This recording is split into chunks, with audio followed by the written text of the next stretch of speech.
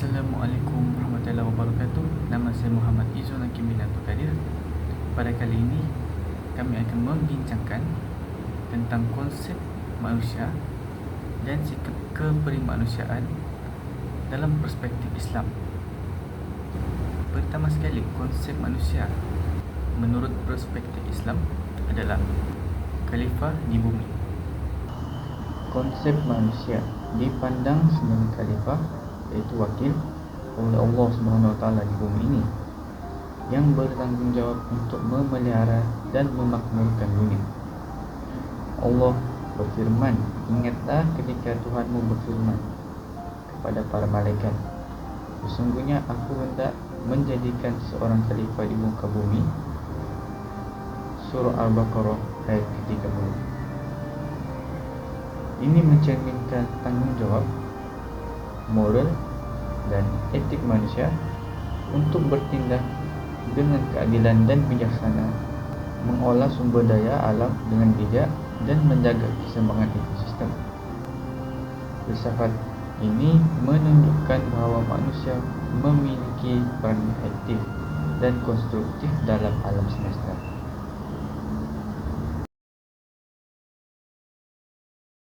Fitrah, kesucian asal dan potensi kebaikan. Konsep manusia dilahirkan dalam keadaan fitrah, iaitu kondisi asal yang suci dan cenderung kepada kebaikan. Nabi Muhammad SAW bersabda, setiap anak dilahirkan dalam keadaan fitrah atau dikenali sebagai suci. Fitrah mencerminkan pandangan optimis tentang hakikat manusia yang memiliki potensi untuk menuju kebaikan dan kesempurnaan. Dalam filsafat Islam, ini terkait dalam konsep pengembangan diri dan penyucian jiwa. Dalam perjalanan pencarian ilmu, Islam mengajarkan kita untuk menemukan cahaya di setiap sudut dunia, dan di dalam cahaya itu terpancarlah dua prinsip mendasar: akal yang melambangkan kebijaksanaan dan kecerdasan rasional, serta keilmuan yang memimpin langkah-langkah kita dalam menjelajahi keajaiban ilmu pengetahuan. Di dalam cahaya ilahi, kita menemukan kebijaksanaan untuk mencari dan mengejar ilmu pengetahuan. Rasulullah SAW bersabda, barang siapa yang menempuh jalan untuk menuntut ilmu, Allah akan memudahkan baginya jalan menuju syurga. Dari zaman keemasan peradaban Islam hingga masa kini, pengamatan terhadap ilmu pengetahuan dan pemikiran rasional telah menjadi ciri khas umat Islam. Dari Al-Qarawiyyin di Fez hingga Universitas Al-Azhar di Kairo, pengetahuan adalah warisan agung yang diserahkan dari generasi ke generasi. Pakar ilmuwan berkata, di dalam setiap percobaan dan penemuan, kami melihat tanda-tanda kebesaran Allah dari galaksi yang jauh hingga sel kecil di dalam tubuh badan manusia. Segala sesuatu diciptakan dengan ketelitian yang menakjubkan, dan dengan setiap penemuan kita semakin dekat kepadanya. Dalam pencarian ilmu, kita tidak hanya mengejar kebijaksanaan dunia, tetapi juga menemukan kedamaian batin. Al-Quran memberi petunjuk-petunjuk yang mendalam tentang segala sesuatu, dari ilmu alam hingga tata nilai moral. Dan di dalam penelitian kita menemukan bukti akan kebenaran firman-Nya.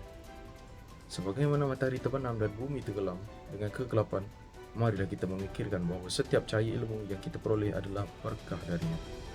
Dengan akal dan keilmuan, kita menapaki jalan cahaya yang membimbing kita kepada kebenaran dan kearifan. Hubungan dengan Allah dan sesama manusia.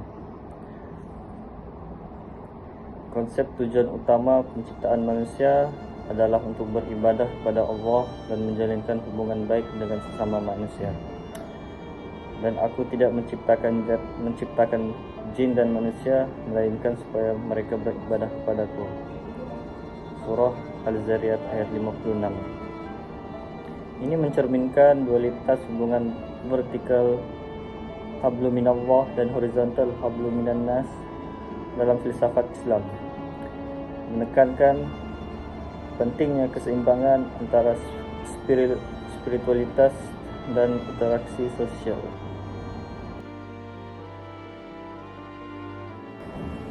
Tanggung jawab moral dan etika. Konsep manusia bertanggung jawab atas perbuatannya dan akan dihisab di akhirat. Barang siapa yang mengerjakan kebaikan seberat zarah, saya dia akan melihat balasannya. Dan barang siapa yang mengerjakan kejahatan seberat zarah, saya dia akan melihat balasannya pula. Prinsip ini mencerminkan sifat filsafat etika dan moralitas dalam Islam yang mengajarkan bahawa setiap tindakan manusia memiliki konsekuensi dan bahawa manusia harus hidup dengan tanggungjawab moral yang tinggi. Yang seterusnya adalah konsep kesederhanaan dan kebijaksanaan. Agama Islam mengajarkan hidup yang bijaksana dan sederhana serta menghindari berlebihan. Makan dan minumlah, tetapi jangan berlebihan. Sesungguhnya Allah tidak menyukai orang-orang yang suka berlebih-lebihan. Ini mencerminkan filsafat hidup moderat dalam Islam yang menekankan keseimbangan, kesederhanaan, dan pengendalian diri sebagai kunci untuk mencapai kehidupan yang harmonis dan bermakna.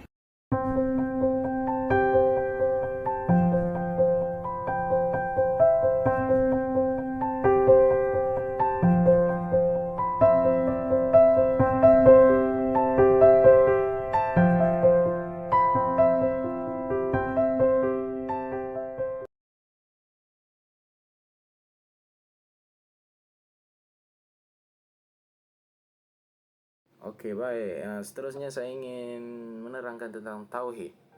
Tauhid dari segi falsafah. Tauhid adalah konsep fundamental dalam Islam yang mengajarkan bahawa Allah adalah satu-satunya Tuhan yang menciptakan dan menguasai alam semesta. Semua manusia adalah ciptaan Allah dan oleh kerana itu mereka memiliki kesamaan dan persaudaraan yang erat. Tauhid dari sikap kemanusiaan pula. Pemahaman tentang Tauhid mengajarkan umat Islam untuk melihat semua manusia sebagai saudara yang harus diperlakukan dengan kasih sayang dan hormat tanpa memandang latar belakang, suku, kaum atau status sosial. Hal ini mendorong sikap anti-diskriminasi dan persamaan darjat. Khalifah, kepimpinan dan tanggungjawab sosial. Secara falsafah, manusia diberi peranan sebagai khalifah di bumi yang berarti mereka harus bertanggungjawab untuk memelihara dan menjaga keseimbangan alam serta kesejahteraan sosial. Ini mencangkut tanggungjawab moral dan etis untuk bertindak adil dan bijaksana. Sikap berperi kemanusiaan. Sikap sebagai khalifah mendorong umat Islam untuk terlibat dalam upaya kesejahteraan masyarakat, membantu yang lemah, memelihara lingkungan dan menegakkan keadilan sosial. Hal ini mencerminkan rasa tanggungjawab terhadap sesama makhluk dan alam. Sikap berperi kemanusiaan yang seterusnya adalah keadilan dan keseimbangan. Keadilan merupakan nilai murni yang utama dalam agama Islam yang menekankan pentingnya dan ketidakberpihakan dalam segala aspek kehidupan, baik itu hukum, ekonomi maupun sosial. Menerapkan prinsip keadilan berarti umat Islam harus berlaku adil terhadap sesama, tidak menzalimi dan memberikan hak kepada yang berhak. Ini mencakup keadilan dalam hubungan sosial, memastikan setiap orang diperlakukan dengan adil dan setara.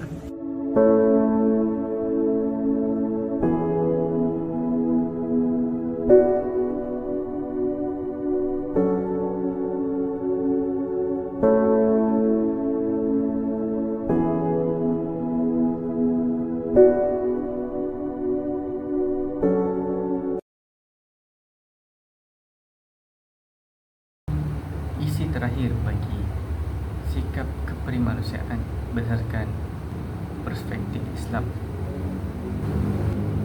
adalah takaful, yang juga dikenali sebagai solidaritas dan kerjasama.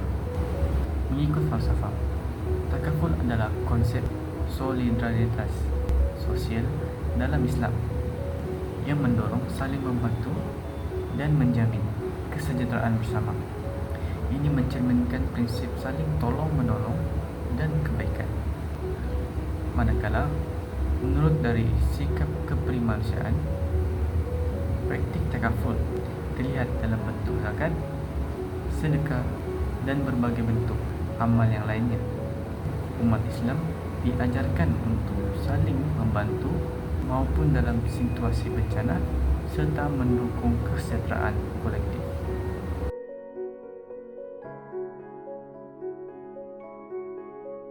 Kesimpulan daripada tajuk ini adalah dalam keseluruhan falsafah Islam, sikap berperi kemanusiaan adalah manifestasi dari keyakinan dan nilai-nilai inti yang mengarahkan umat Islam hidup dalam keadaan harmoni, keadilan, kasih sayang, dan tanggungjawab terhadap sesama manusia dan alam sekitar. Prinsip-prinsip ini memberikan landasan filosofis dan praktis untuk membangun masyarakat yang adil, damai, dan sejahtera.